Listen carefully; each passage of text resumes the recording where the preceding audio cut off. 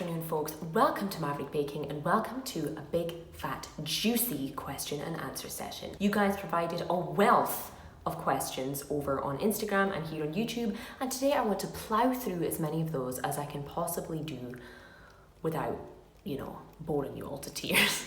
Hopefully this will serve as, just an interesting video for those of you who don't know me too well, or a nice introduction to the last few subscribers who helped us reach 30,000 here on the channel, which is slightly overwhelming, but honestly just truly and utterly exciting and wonderful. So to each and every single one of you, thank you so much for being here, for watching, for subscribing, for supporting, everything. Anyway, enough of that, let's get into some questions. I'm going to be splitting today's video into two parts. The first part on kind of general questions about life, anything, and then the second half of the video will be all food related questions. I'll put a timestamp up here and hopefully along the kind of play bar or in the chapters section of the description, you can kind of pick and choose which section to listen to. Getting into our first question, someone very kindly asked, how are you? I am swell.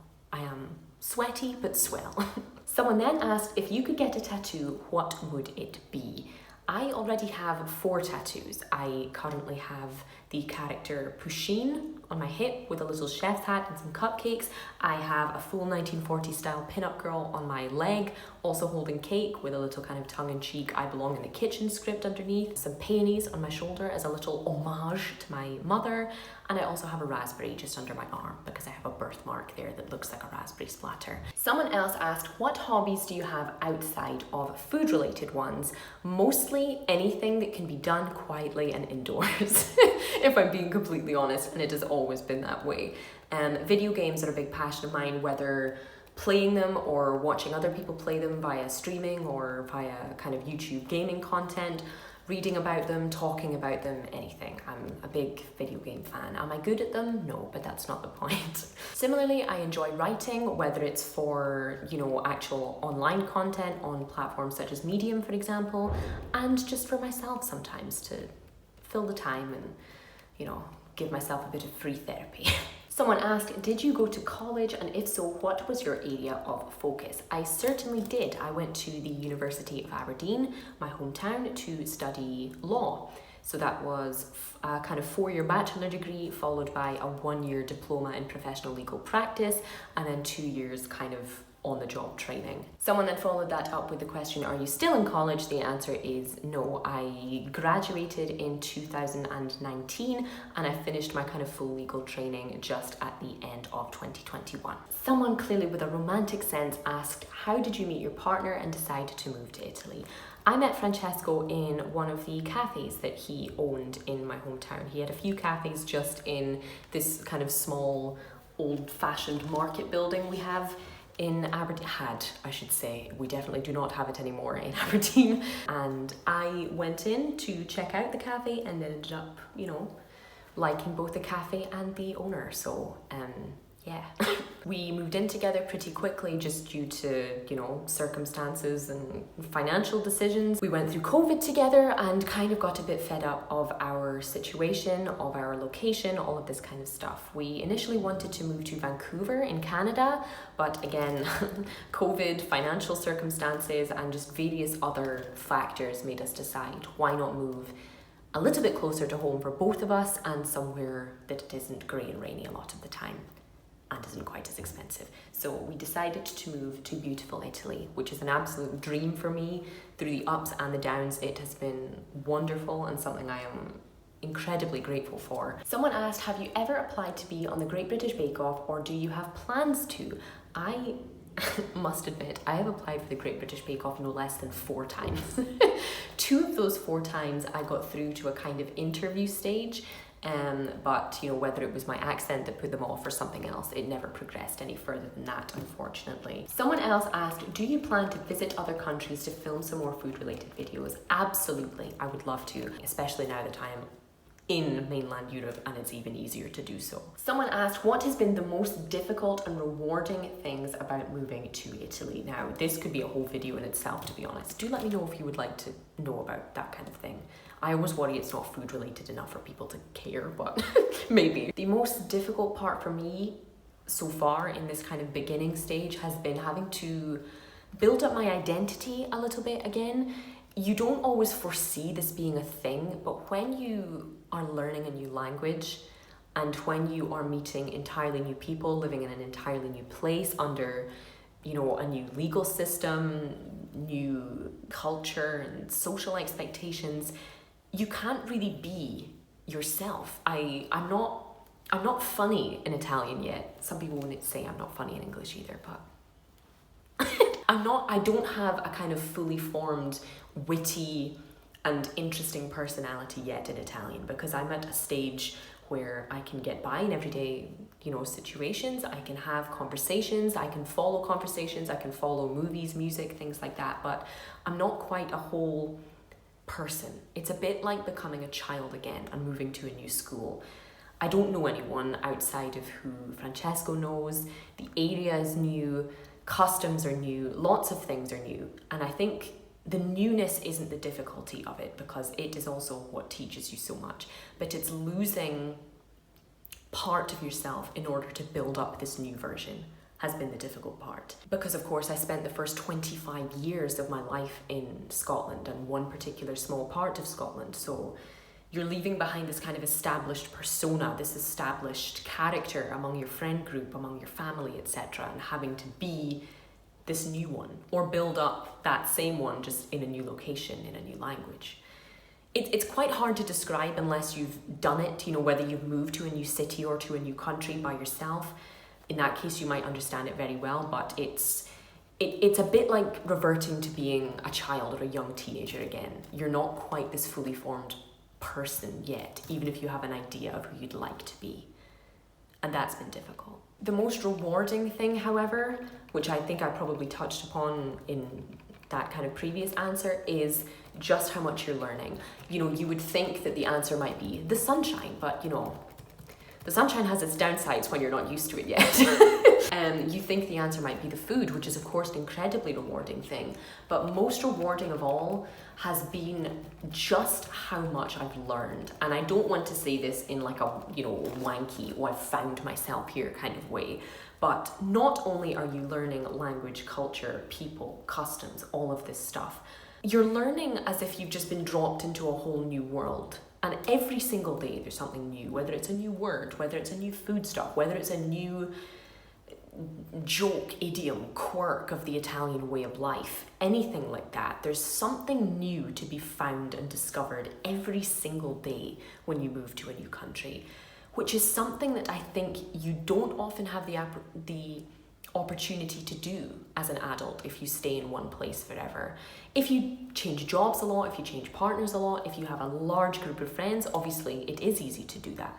But I think moving away from your hometown, whether it's 200 miles away or 2,000 miles away, you're pushed into this survival mode where you have to learn and you have to adapt.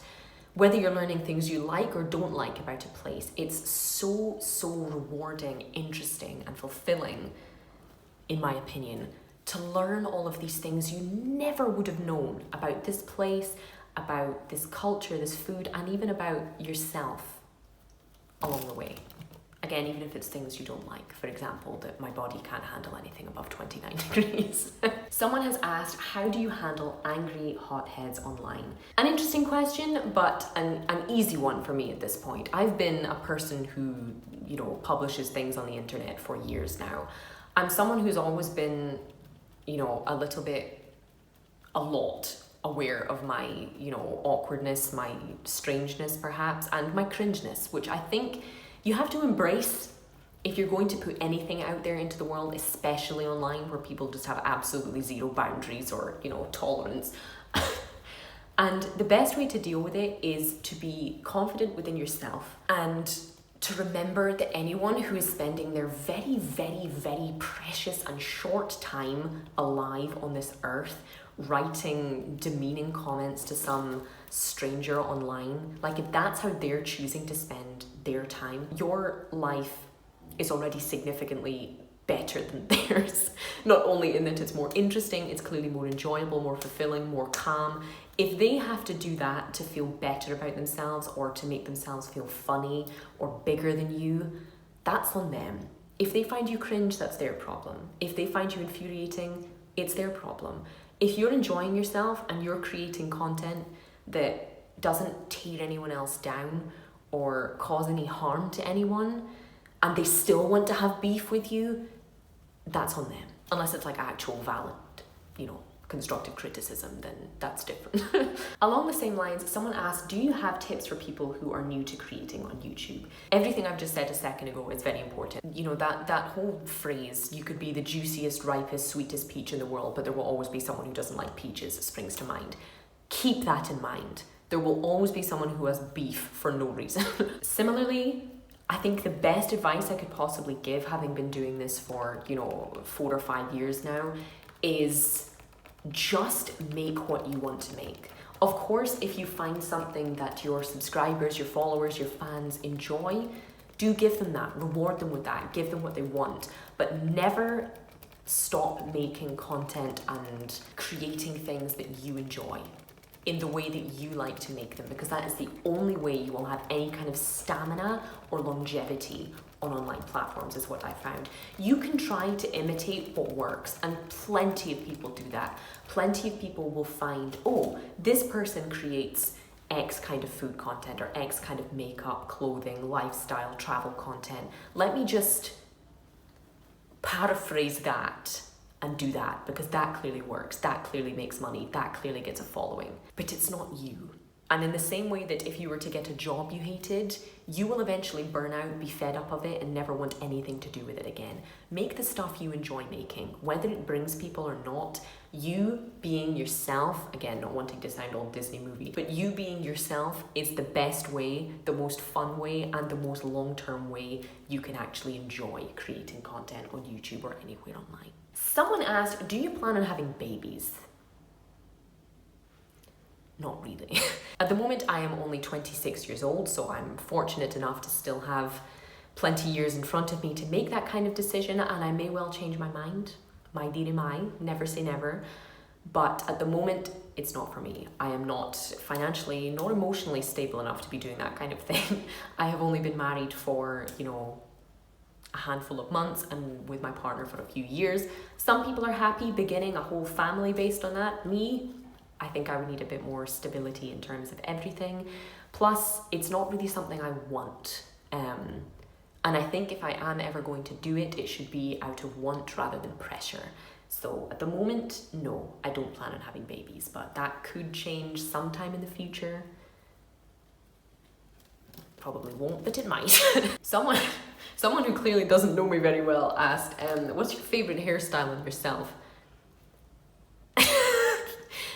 For context, if you haven't been around the channel or any of my social media, like long term, I had a kind of shaved head and or pixie cut for about 11 years. So long hair is something I have absolutely no idea what to do with, and I am very, very, very slowly and reluctantly learning. Normally I wear it naturally like this. At the moment it's even more frizzy than normal thanks to the humidity. But I like the way it looks naturally. A lot of people might say, talking to you, direct family members, a lot of people might think it's a bit too wild, a bit too chaotic and messy, but I think it's beautiful. I didn't know I had naturally wavy hair until I grew it out like this. I don't use any heat on it. I don't even hair dry it. I don't curl it, nothing like that. This is zero product other than shampoo and conditioner, and I like it this way. Other than that, when it is at the stage when it needs a wash, I do that little, pathetic attempt at a bun with 2 twirly bits. That's all I know how to do. Someone asked, how did you learn to love yourself and your body? This took a long time. I have had various forms of eating disorders since I was about 6 years old. It began with a deep and truly debilitating phobia of vomiting that evolved into, a kind of subtle form of anorexia, then to full-blown orthorexia when wellness was all the rage. And I consider myself recovered for probably about 2 years at this point. Two full years of feeling properly, fully normal again, if I can say that without, being offensive in any way. The way I learned to love myself and my body was firstly to recognize incredible gift that having a functioning body is. Without wishing to sound, toxically positive, it's something that not everyone has, and it's something that we will all lose eventually. And I think being able to appreciate it when it is fit, able, young, resilient is something that we all miss out on because we're so hyper focused on our appearance or our everyday experiences rather than, stopping to think, Jesus Christ, this is incredible, That's something I try to remind myself regularly. I also regularly remind myself that food is there for our nourishment. It is not supposed to be a reward or a punishment. Food is entirely neutral. Whether it's something you've been taught to be something good, something bad, food is fuel. Your body needs fuel. If you want to have an enjoyable and energy-filled life, you need food, no matter what it is. And while I would never profess that I loved my body overnight like that, it took me a long, long time. But similarly, I'm grateful to have arrived here at a relatively early point in my life, and I would encourage you to do your best to try and do the same. Follow people online who inspire you to do so. Surround yourself with people in real life who love themselves, who have decent self-esteem, who don't constantly talk about their weight or what they would change about themselves or the plastic surgery they want. It doesn't happen overnight. It takes work in the same way that friendships or a career or a degree does. It takes hard work, but it's possible, I promise. Someone has asked, what is your favorite outfit in your wardrobe right now? While I'm not someone who has a great array of clothes, I recently wore this very kind of slutty Bridgerton style dress and some very beautiful chunky platform heels to a friend's wedding. I can put up a picture here, but that's probably my favorite outfit at the moment. Someone asked, what do you miss about the UK? This is difficult because I am obviously still in the very early honeymoon stages of moving country where everything seems better. The main and perhaps obvious answer is my family and my friends. They're further away than they've ever been. The other things I would say I miss are British tea culture. And I don't just mean, like posh people afternoon tea. I mean all of the daily appointments with a cup of tea I would used to have, whether I was in the office and you need one every 1 to 2 hours to function properly, or, when you finally get in after a long day, or it's, time to sit down in front of the TV and relax. I haven't quite found an Italian replacement for that yet. Of course, they have tea here, but it's something that not everyone partakes in, so it doesn't really feel the same. And finally, again, my apologies to any Italians watching, but if you have travelled outside of Italy, you may know what I mean, but I do miss British manners. While we can be a little bit socially inept and a little bit laced up the back sometimes, something British people are good at is manners. We are very good at apologising to people, we're very good at queuing, we're good at organising things, and we are very good at our, pleases and thank yous, watching our P's and Q's, as we say. And it's something I'm still getting used to not being as much of a thing here in Italy, shall we say. Along the lines of UK-based questions, someone asked, have you ever been to the Isle of Wight? No, I haven't. Should I? Continuing in the UK, someone said, will you do another food tour day with Food Review UK again? I would absolutely love to. We did a kind of London food tour day in 2019, so 3 years ago now, and I'm still in literally every single day contact with the guys from Fruck, and I would absolutely love to do so again. At the moment, we're all quite far away from each other, obviously, so it's difficult, but if I am ever back in London again, you can bet I will be dragging them out with me. Someone has asked, what is your favourite region or city in Italy? This is quite difficult because I'm not someone who has travelled all over the country yet. I have been to several parts of the north here, mostly the northeast because it's close to where I live. I live in the Veneto region, but I've also been to Emilia-Romagna. I have been to Tuscany, various other places. So it's quite difficult for me to fairly judge that now. My favourite city in Italy would be Venice, I think is one I could fairly say. It's very close to where I live at the moment. It's beyond beautiful, it's breathtaking, it's so different to anything I've ever come across anywhere in the world. And You can get so many great foods there. There's any kind of shop you could ever need. It's just a fantastic place. I also love Verona. I also adore Florence, but have a lot of traveling around Italy still to do before I could give you a good answer for that question. Someone has asked, what has the shift been like in food and lifestyle culture from Scotland to Italy? Big. And even bigger than I had anticipated, if I'm being completely honest. Food culture is a different planet, let alone a different country. Scotland's food culture, if you live in a big city, you like Glasgow or Edinburgh, you have a lot more options, you have a lot more opportunity to get things that aren't just beige and deep fried or beige and boiled. But the city that I grew up in, it's not a food capital of the world, and it can be a frustrating place to be when you're someone who wants to try as much as possible all the time. The main surprising difference has been that in Scotland, I feel especially, not just the UK as a whole, but Scotland, being heavily interested in food is like a bit cringe, it's a bit weird, it's a bit posh, to be really invested not only in local food but food from anywhere in the world. Whereas in Italy, every single person you speak to of any age group has a much deeper pride, understanding, interest, and just general care about food, whether it's their own city or nation's food, their own mother's cooking, or the country's food as a whole. People just kind of care a bit more here. There's a lot more emphasis on cooking. There's a lot more emphasis on quality over quantity, which I am just not used to as a Scottish person. Of course, there are a number of reasons for this. This isn't necessarily a criticism of Scotland. We're from a completely different climate, a completely different cultural standpoint, history, everything. And on that basis, the lifestyle culture is very different as well. Scottish summertime lasts about 2 weeks, whereas in Italy, it's like 4 to 5 months of warmth, of brightness, of people being willing to go outside, of no one here being sunburned. Lifestyle is slower here, even in the kind of industrial north. People take their time more, in good ways and in bad, I find. Things are built to be more sociable and to be more outdoors here, even in the winter months. In the particular region that I'm in, drinking and smoking is still as big a deal as it is in Scotland, which hasn't taken much getting used to, of course, but there are so many differences, even more than I had expected. Someone asked, how did you get your skin looking so damn delicious? Honestly, mostly genetics. My mum did very well.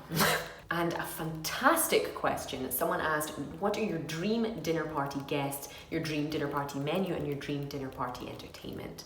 But I have already answered that in this month's podcast episode because there was just too much detail to go into. So if you haven't watched or listened to it already, go and check out the latest episode of the Sweet Nothings podcast. Let's get into some more food related questions now though. Someone put forward, when did you start baking and how did you get into it? It happened when I was probably about 14 or 15 years old. My parents got a new oven and they still have that oven. It's still doing pretty well, 12 years later. And with this oven came a little kind of, manual that had like 6 or 7 pages of recipes at the end. One of the recipes was for a Victoria sponge. Now, I had never baked anything before and I had never eaten homemade cake before, ever. My family aren't big cooks or big bakers outside of what they absolutely have to do. So it was just something that was completely new to me. And my mum and I decided one weekend to just make a Victoria sponge. And it blew my head off, basically. It was unlike anything I'd ever tasted. I was like, shop-bought cakes don't taste like this. You can just you can just do this. You can just make cakes in your own house like this. Let's fucking go, So it then of course expanded into cupcakes, into biscuits, into muffins, into brownies, into cookies, all of these various things, lots of trial and error. But I just became fixated. I've always been a bit of a creative person. I like making things, whether they're good or bad. And it was just a fantastic outlet for that. And as someone who was learning to have a better relationship with food, it was an incredible way to learn about the science behind food and the necessity of certain ingredients instead of being scared of them, you know? Along those lines, someone else asked, what is your favourite thing to bake? My favourite thing to bake is my favourite thing to eat, and that is chocolate chip cookies of any variety. Peanut butter, double chocolate, white chocolate, red velvet style, something with nuts in it, something with fruit in it, anything. They're very easy, they're very quick, they require absolutely no frills and hardly any effort, and you can make a big batch in one go. They're easy to transport, they're easy to eat, they're good at any time of day. Cookies, hands down. Someone asked, what are your comfort foods? This is something I've noticed even more so since moving to Italy, when things have been, you know, challenging at times. Soup is a big comfort food of mine. Again, pretty much any kind of soup. Serve it to me with a sandwich or some chunky bread. Call it boring, but I could eat it every single day. Bread in general. Bread I could eat 3 times a day. It loves me, I love it. Bread is super comforting. And a similar question that followed that is, what is your favorite kind of food? My favorite food, my favorite edible substance on the entire planet Earth is chocolate, always. Again, in any form, from the cheapest, trashiest white chocolate to the fanciest and most ethical dark chocolate. I love it all. I could eat it any time of day with anything. I'm obsessed. Following on from that, someone asked, what do you suggest people look for when trying to choose a good quality chocolate in terms of ingredients, trade, country of origin, etc.? Fantastic question, and one that I probably should make a whole kind of full-length video about. But to keep it simple, ingredients are your best way of figuring this out. Dark chocolate and chocolate in general should not have a long ingredients list. Unless it's a truffle or it's stuffed with something, chocolate should never contain vegetable oil. Never. It should never contain any kind of other artificial fat, whether it's palm oil, vegetable oil, anything like that. It should never contain it. If it's dark chocolate, you want it to have 4 ingredients or less, ideally, unless it's flavoured. And milk chocolate, similarly, 5 or 6 ingredients at the absolute maximum. But you want to keep it as minimal as possible, because that way you're actually tasting and feeling the chocolate and not some other garbage, you know? In terms of trade, another factor, and though it's not nice to have to face it all the time in terms of, you know, whether it's fair trade and ethical, is price. And there's absolutely no getting around it. If you can buy 100 grams of chocolate for £1, A, it's probably not even going to be real chocolate, and B, it's not going to be anything that's doing any good to you, to the people who farmed it, or to the environment. So while I'm not asking you to spend £20 on a bar of chocolate, you should, for a good bar of chocolate, expect to pay upwards of £4. But you do really get what you pay for. Country of origin's a bit of a difficult factor in terms of chocolate. Typically, the worst practices in the world appear to be found in kind of West Africa, around Ghana, etc. It's where most companies like Cadbury or Mars source their cocoa from. The cocoa is too cheap. People often aren't treated well at all. It's not to say that there can't be any kind of good quality or ethically sourced chocolate from West Africa, but typically if you're looking for good chocolate, it's more likely to come from South America, from India, from Far East Asia, perhaps from Madagascar rather than West Africa. It's not always clear, but typically West African chocolate takes a lot of looking into to make sure it's okay. Someone asked, what is your favorite kind of cheese? This is like asking me which is my favorite hair on my head, because there are too many options and I enjoy them all. I think my answer is probably Parmesan, Parmigiano Reggiano, because when I was in the UK and here in Italy, it just makes everything better. You need so little of it to get this kind of powerful flavour. It goes with rice, it goes with pasta, it goes well with meat. You can put it in a salad, it can be melted, it can be sliced, it can be grated. It's more versatile than any other cheese I think I've ever met. But of course, I have a deep kind of natural adoration for good old-fashioned British cheddar, especially the super strong, mouth-watering, crunchy kind. I also adore mozzarella, which I didn't really understand in the UK, but since moving to Italy and experiencing, you know, mozzarella, wow, just wow. Someone asked, where do you get your recipe inspirations from? This is a great question. Honestly, like most people who produce any kind of recipes, a combination of stuff I eat, stuff I see, and stuff I find online. So for example, if I'm in an ice cream shop or a cake shop, bakery, a chocolate shop, and I see, you know, flavors combined with others that I've never tried making or I've never tasted before, that gets my juices flowing. You know, in a typical millennial fashion, Pinterest is always a great source of inspiration. I follow along a lot of food blogs, of course, and their recipes can provide inspiration. There's a lot of places I find it because food is mostly what's on my brain almost all the time. Someone asked what's my favorite brownie. Again, difficult. I love them classic. I love a straight up milk chocolate or dark chocolate style brownie. Otherwise, anything that combines salty and sweet is a winner for me. Peanut butter brownies, roasted hazelnut brownies, anything that provides a good balance of the richness and a little bit of saltiness, big fan. Someone asked, what recipe do you know like the back of your hand because you've made it so much? And again, that would have to be either cookies or brownies. I make them on like a monthly basis and have been doing so for 5 to 6 years now. I love making them. They're great to make for events. They're great to make for occasions. They're great to make for dinner parties, just for yourself. They keep well. They're easily portable. And I have made them so much, I don't need a recipe. I barely even need a set of scales to get them right. Someone asked, what is your favorite type of pizza? Now, for the first kind of 20 years of my life, I was a straight up margherita or cheese and tomato pizza girl.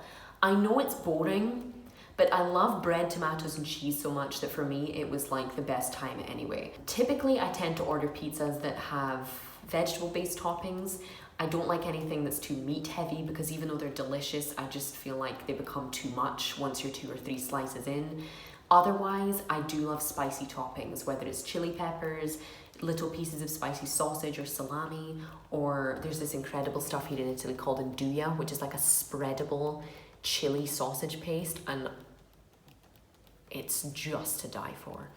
But typically, the simpler the better for me when it comes to pizza because I don't like to detract from the joy of the pizza itself. And finally, someone asked, what is the hardest dessert you've ever tried to make? On the whole, macarons, they're still a bit of a nemesis of mine. I have made some good ones and I have made some terrible, inedible ones. Otherwise, just feel free to watch any of the Teaching Myself to be a Pastry Chef videos here on YouTube because Le Cordon Bleu and their recipes have had me screaming. I'm not an intricate kind of baker and anything like that where there's a big, you know, margin for error or it needs to look perfect even if it tastes perfect. It's too hard, it's too much. But that is it for our question and answer session. I feel like I've been talking for 3 hours, so apologies if this video was a bit longer than you had time for today. But thank you guys so much for your questions. I hope you've learned something interesting or you've heard something that entertained you or has inspired you a little bit, or I just hope it hasn't been too much of a waste of like 30 to 40 minutes of your life. Thank you for your questions. Thank you so much for watching. Don't forget, if you would like to support the channel, you can do so with the little kind of give thanks button below, or you can do so via Patreon. Link is always in the description box below. Thank you so much to those who already do so. You are gems. But that is all I have time for today, guys. Thank you so much again, and I will see you for the next one.